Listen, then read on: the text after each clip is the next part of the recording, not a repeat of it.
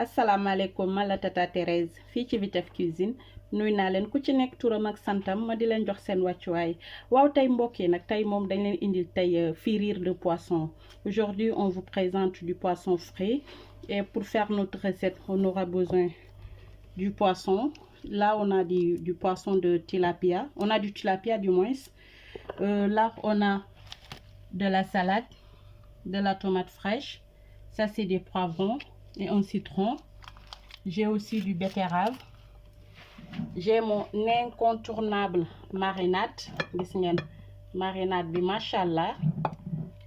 Gis ngeen ko xool leen ko rek marinade bi nu mu jaaxee yoon. Yor naa fi aussi pour def une petite marinade aussi pour m'accompagner sama poisson. J'ai aussi une marinade, ça c'est une marinade uniquement faite pour poisson. J'aurai besoin aussi parce que ça sera accompagné avec une sauce gribiche. Et pour faire une sauce gribiche, on aura besoin des cornichons. Dinañ ci soxla tamit des capes. Dinañ ci soxla un peu de moutarde. Ça c'est des œufs durs, de l'huile. J'aurai besoin d'un peu de la farine. Dina ci def aussi un peu de sel. Dina ci def li nga xamantene moy sama garniture aussi. Ça c'est des pommes de terre, des carottes et des haricots. C'est déjà dañ ko préparer déjà, on l'a mis à la vapeur et sans plus tarder, on va commencer. Maintenant, on va juste mettre un peu de sel. Je fais toujours attention au sel par rapport à la marinade qu'on avait déjà préparée. Là, c'est bon. Et là, je vais mettre la marinade de poisson. C'est une marinade, c'est juste pour poisson. Il y a tout, amna laaj surtout. Je koy def ci entraille yu jën bi.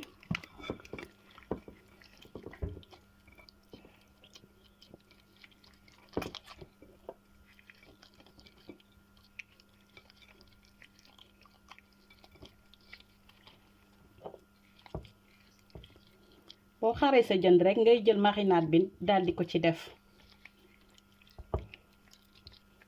Machallah lu muy xeeñ rek ëpp na.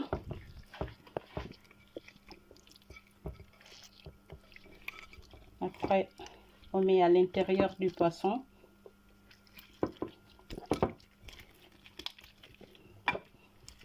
Def ko ci bopp bi yépp. Je prends l'autre.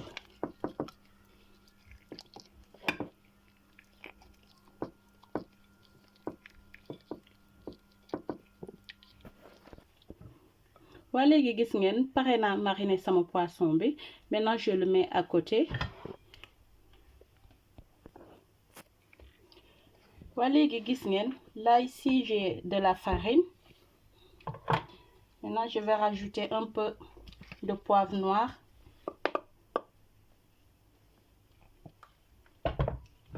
Je rajoute aussi du curcuma.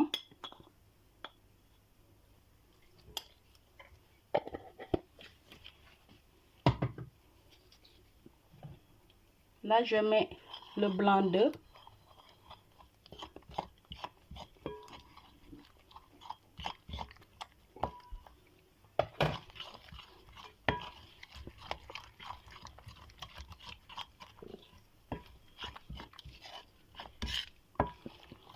Dama koy mélanger ba mu homogène. Gis ngeen dangay mel ni kuy préparer c'est comme si vous faites du poisson pané.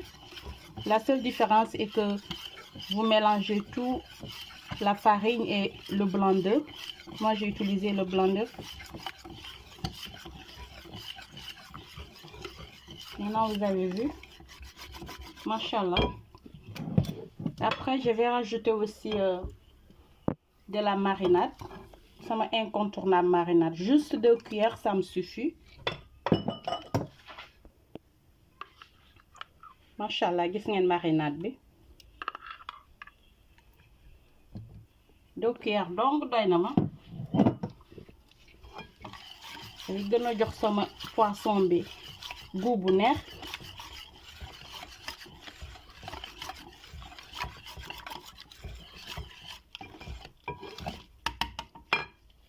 Après nga daal di ñam, vous goûtez si ça va. Là je vais rajouter du jus de citron et le jus de citron.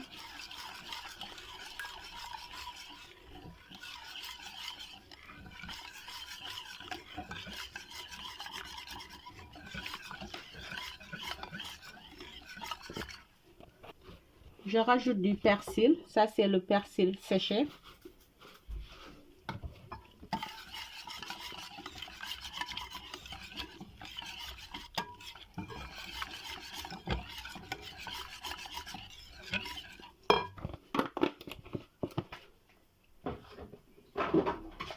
Maintenant, je vais incorporer mon poisson.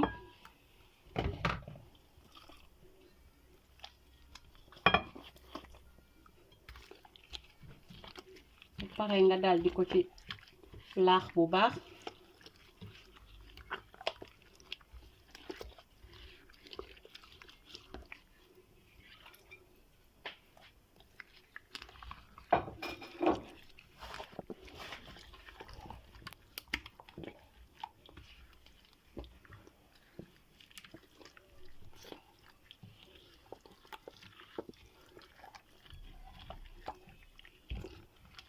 Machallah.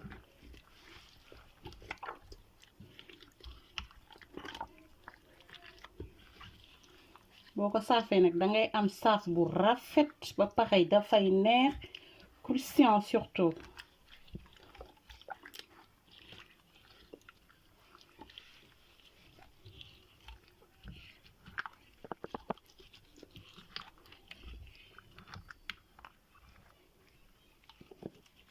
Maintenant je vais les laisser reposer pendant 5 à 10 minutes. ñu ñëw ñu daal di ko saaf. waa léegi gis ngeen pare na mariner sama poisson bi. Maintenant dañuy ñëw ñu commencer ko frire. waa léegi gis ngeen fii def naa fi j'ai mis de l'huile. Maintenant je vais juste mettre un peu de sel. C'est pour éviter que le poisson se colle. Maintenant une astuce gis ngeen lii c'est pour diminuer l'odeur du poisson. booy frire ce poisson lii day wàññi odeur bi. Vous prenez ça, c'est des oignons, du poivron, du persil et du romarin.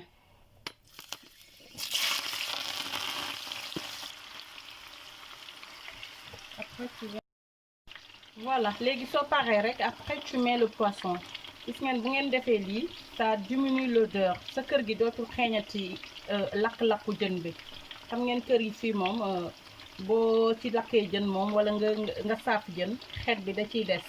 léegi pour éviter l'odeur poisson bi da ngay def les oignons da nga koy daggati. tu mets un peu d'oignon, du poivron, du persil et du romarin. romarin wala thym bu tooy bi daal ku ko ci am. boo ko defee xoolal dangay saaf sa jën sa kër du xeeñ dara sax day mel ni saafoo sax jën parce que odeur bi yëpp lay aspirer. léegi nag dama koy bàyyi nii à feu doux comme ça day ñor ci biir aussi. waa mbokk yi gis ngeen avancement kii bi. Maintenant on va essayer de tourner l'autre face. gis ngeen vous avez vu machallah.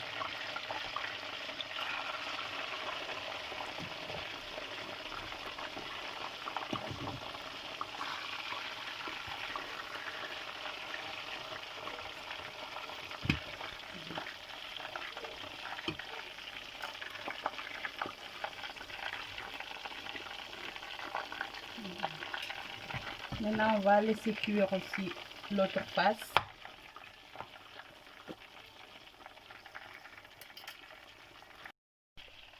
waa mbokk yi gis ngeen léegi dañuy daal di kii tuuti mooy légumes yi. On fait revenir nos légumes. Maintenant j'ai juste mis un peu de beurre. Là je vais rajouter du poivre, juste un peu. bu ma koy baxal nag j'avais pas mis du sel. Là je rajoute aussi un peu de sel. Je mets du persil séché.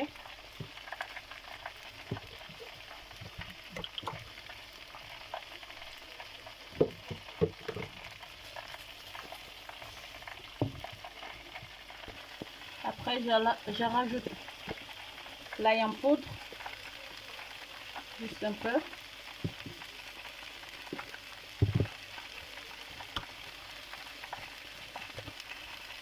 Je mets un peu d'herbe de Provence.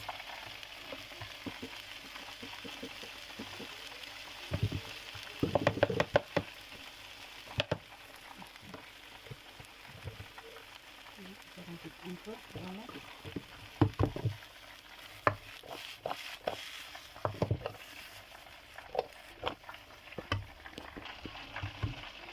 Léegi dama koy bàyyi juste 2 minutes parce que c'est déjà cuit. Waa léegi gis ngeen baax na. Maintenant je le mets à côté aussi.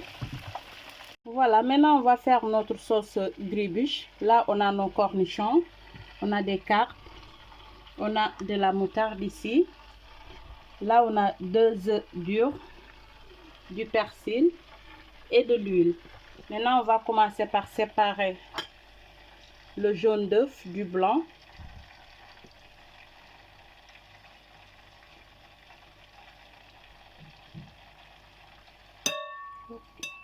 Pardon. Maintenant on va écraser le jaune d'œuf. Il faut bien écraser.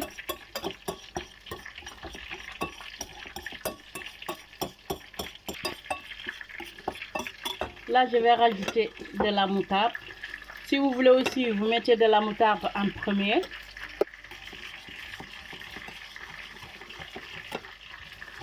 dangay mel ni kuy defar sa mayonnaise. C'est comme si vous faites une mayonnaise en fait. Là je vais rajouter de l'huile petit à petit.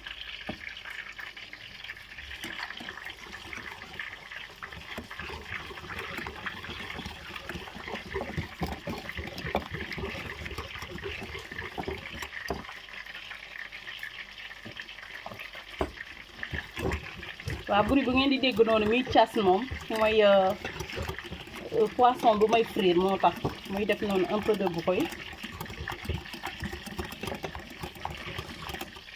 li moo nekk mayonnaise jaune d'œuf.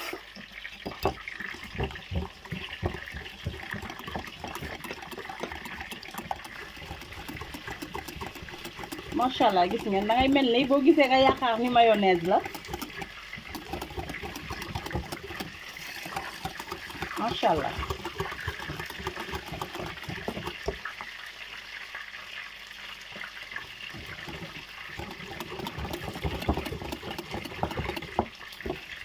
ni nga koy def ba nga am texture boo bëgg.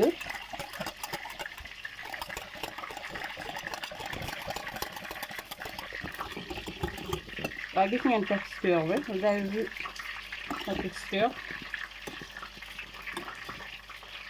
gis ngeen macha allah.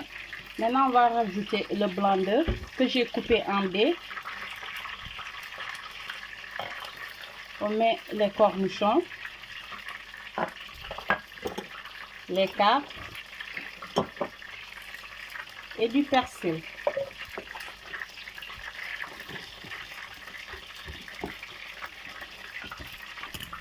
Là, je vais rajouter un peu du vinaigre de cidre. Vous pouvez utiliser aussi n'importe quel vinaigre. Je rajoute un peu de sel. Vous pouvez mettre aussi tous ces ingrédients à l'avance avant de mettre les cornichons et les carpes. Là, je vais rajouter un peu de poivre.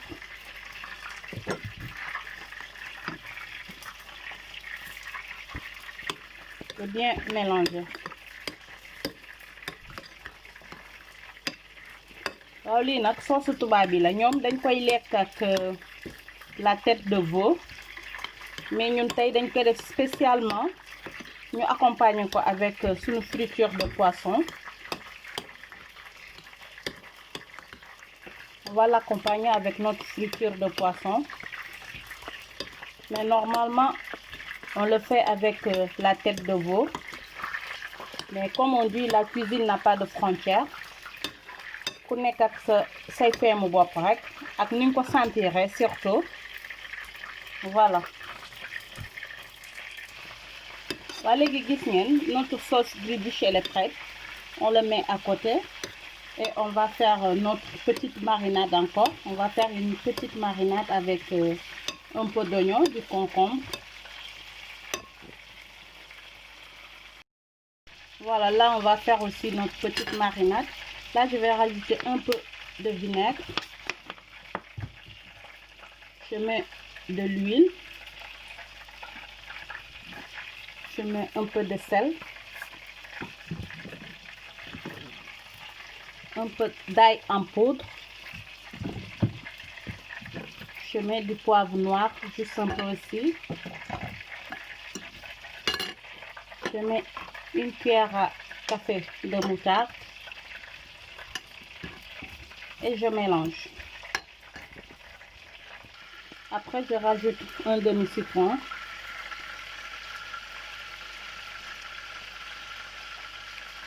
Voilà, là, il y a les pépins qui...